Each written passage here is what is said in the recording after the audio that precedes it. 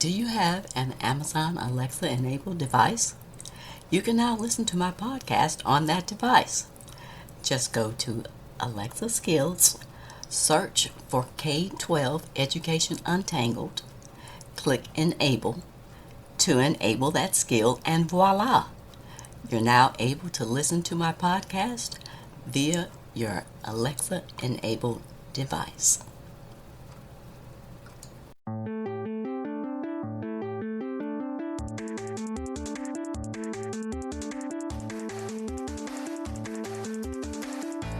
Welcome to another episode of K-12 Education Untangled.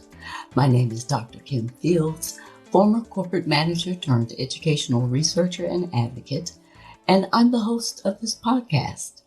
I got into this space after dealing with some frustrating interactions with school administrators and educators, as well as the micro-discriminations that I faced as an African-American mom raising my two kids who were in the public school system. I really wanted to understand how teachers were trained and what the research provided about the challenges of the public education system. If you're looking to find out more about current topics in education that could affect you or your children, then you're in the right place. On today's episode, I'll be discussing how climate change impacts K-12 schools. We've all heard about climate change. Some believe that it's a real thing and others think that it's a conspiracy theory.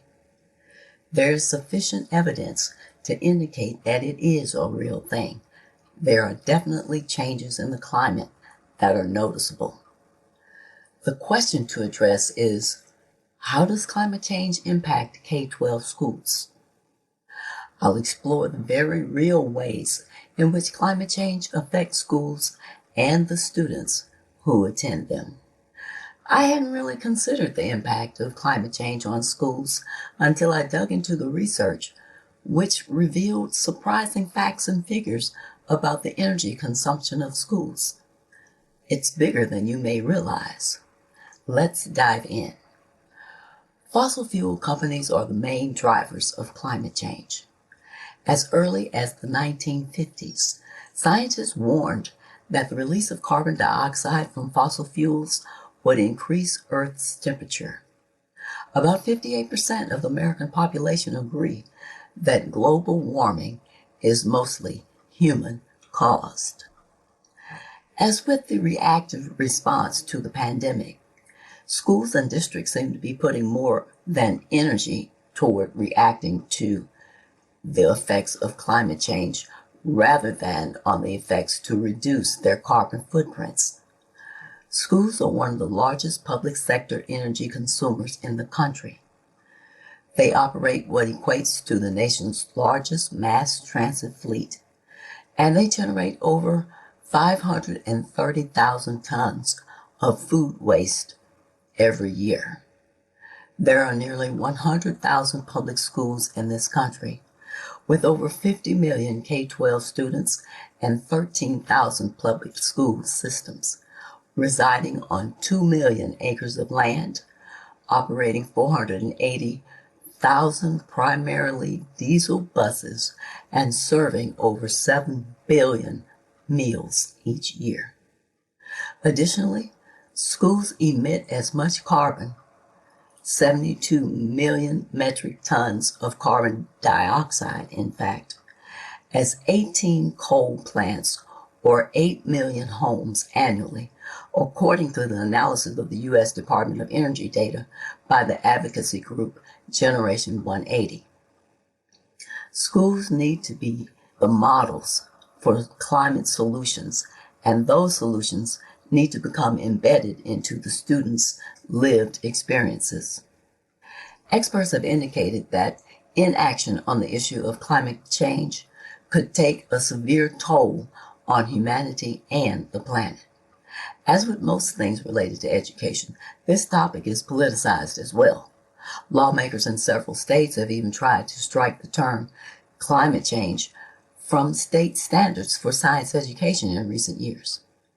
In the state-by-state review of K-12 state standards in 2020, 6 states, including Alabama, Georgia, Pennsylvania, South Carolina, Texas, and Virginia earned an F from the National Center for Science Education and the Texas Freedom Network Education Fund for their inclusion of climate change.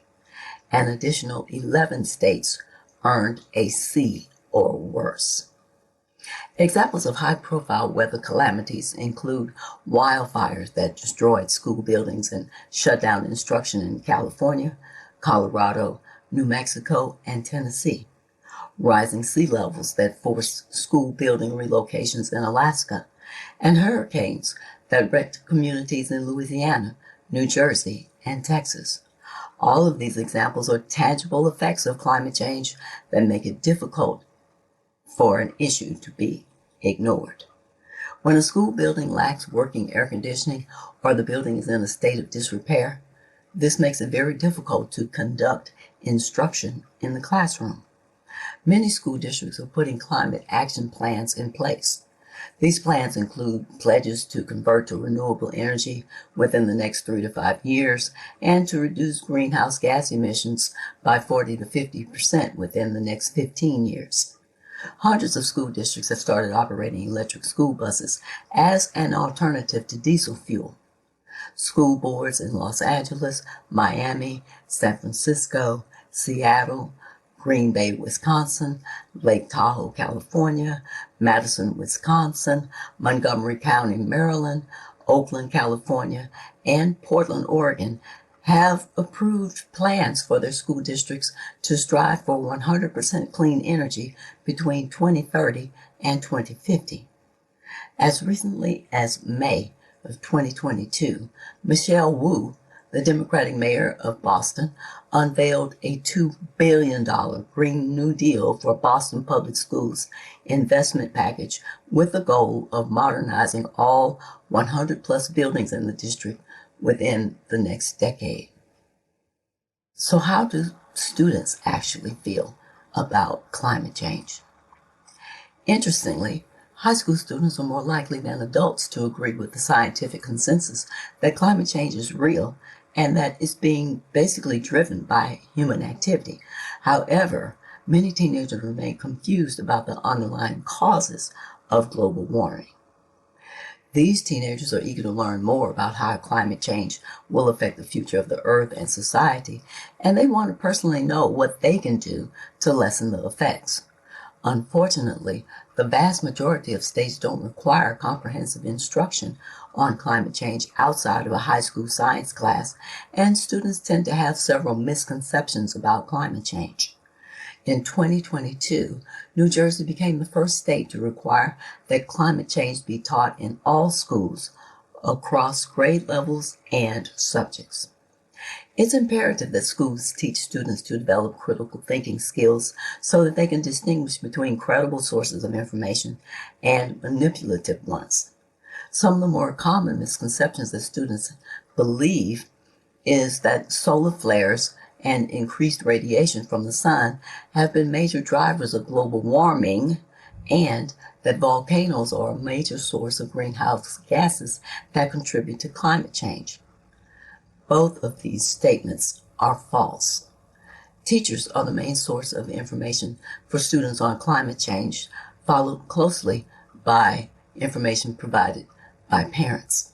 For the most part, what students learn about climate change differs depending on where they go to school. Experts indicate that climate change education is spotty and limited across the country. Students say that climate change is a topic that is of great personal interest and relevance to them, although teachers may not always teach on the subject with accuracy, relevancy, and meaningfulness. Only about 1/4 of the teachers have received any professional training or education on how to teach climate change. An Ed Week Research Center survey of 538 K-12 teachers in December of 2022 explored how teachers covered the topic of climate change with students. The survey revealed that 60% of teachers across grade levels and subjects indicated that they had addressed the topic in some capacity, although the way they have addressed it varied widely. Most of the discussion centers on what students can do personally to lessen the effects of climate change, and about 44% of teachers stated that they talked about how climate change would affect the future of the Earth. Less than a third of the survey respondents talked about the science behind climate change. The fact is that rising global temperatures are leading to widespread changes in weather patterns. The school year is becoming hotter, and more severe and frequent natural disasters are disrupting the lives as well as the learning time of students. Teachers, for the most part, have been left to their own devices to figure out how to address climate change issues with students who want to know what they can do to help their world and protect their environment. About 3 in 10 high schoolers feel helpless when they thought about climate change and its effects. High schools tend to indicate that they want to learn more about climate change and how it will affect the future of the Earth and society. Many teens learn about climate change from social media, which, as you know, can be a cesspool of misinformation, lies, and conspiracy theories. According to a recent EdWeek Research Center poll, 56% of 14 to 18-year-olds said that they learned some or a lot about climate change from social media apps such as YouTube and TikTok. Social media is the third most cited source on climate change after teachers and parents, according to a nationally representative sample of teens surveyed by the EdWeek Research Center in the fall of 2022. 2/3 of teens said they learned something about climate change from teachers, and 64% said they learned some information about climate change from their parents. YouTube is where 60% of teens say that they've seen information on climate change. Facebook was the second most common source of information, where 46% of teens came across climate change information. These two apps were closely followed by TikTok and Instagram. One of the issues with social media is that it can give voice to climate deniers, and teens may be unable to differentiate the veracity of these sources. The nonprofit organization Action for the Climate Emergency, or ACE, creates reputable social media content on climate change, and it also helps support a national network of young climate activists. Many teachers, principals, and district leaders believe that climate change poses an imminent threat to their schools. 1 in 4 teachers, principals, and district leaders have stated that climate change is impacting the school district to some extent, according to a survey of results from educators by the EdWeek Research Center in February of 2022. School buildings across the country have been destroyed or forced to close in response to wildfires, extreme heat, and flooding due to hurricanes. These severe and frequent disasters, which are usually linked to climate change, have affected students' learning and physical and mental health. Even with this information, 8% of educators in EdWeek's nationally represented online survey of 960 responses indicated that they do not believe climate change is real. Compare this to 14% of Americans who don't believe global warming is happening, according to a 2021 summary of public opinion surveys conducted by Yale Program on Climate Change Communication. Most school districts haven't taken any action in the past 5 years to prepare for more severe weather related to climate change. This, according to 84% of principals and district leaders who were surveyed by the EdWeek Research Center. The main reason for this lack of response was that school and district leaders felt that their campuses were located in areas that they didn't expect to be severely impacted by climate change anywhere in the near future. Additionally, they felt they had to deal with more immediate crises competing for their attention, like the ongoing pandemic, mental health, catching students up academically, and debates over how race should be taught in schools, to name just a few of the issues on their immediate priority list. Many district leaders and other stakeholders are not convinced that climate change is an area that districts should be spending their limited time and resources on. The issue is that thinking about how climate change is going to impact schools is much broader than just the impact of extreme weather on that school. Climate change and extreme weather could also change the economy and what kinds of jobs will be in demand in the future. Jobs that could possibly be needed in the future would center around clean energy or jobs for adaptation or emergency management, and school systems need to keep up in order to ensure that they are providing students with the skills they need to be successful in those jobs. Workforce education about how to prepare students for jobs that could help mitigate the effects of climate change have been slow to provide answers or even to revamp training programs. Teenagers seem to be interested in learning more about job opportunities related to sustainability and climate change. Unfortunately, only a few of them are hearing about these kinds of careers in school. In fact, only 22% of teachers say that they talk to students about these kinds of career opportunities. To help bridge this lack of information, a proposal in Washington, D.C. from the Civilian Climate Corps has been floated by Democrats in Congress. The Biden administration penned an executive order aimed at getting the Corps started, but so far, Congress hasn't passed legislation needed to officially create it, although there seems to be a significant public interest in the program. This climate corps could help conserve public lands, increase reforestation, protect biodiversity, smooth the transition to renewable energy sources, and help communities recover from hurricanes and other weather-related disasters. A key piece to this program is that it would help establish career pathways for those interested in pursuing careers created to help mitigate climate change.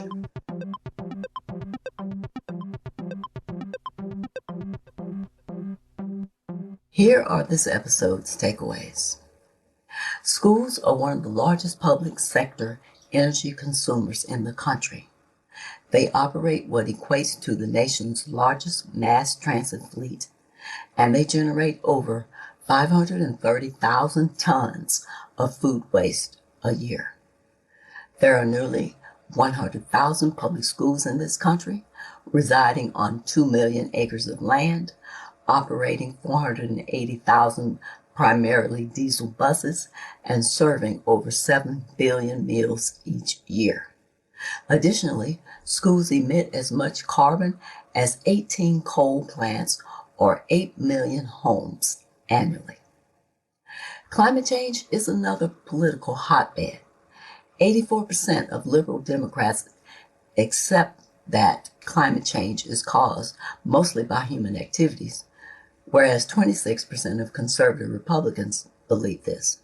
In the past 3 years, legislatures in states like Idaho, Iowa, Nebraska, New Mexico, and West Virginia have launched attacks on the treatment of climate change in state science education standards and classrooms.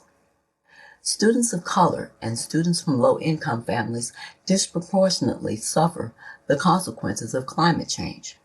One example of this is urban heat islands, which tend to be more exacerbated in the inner city.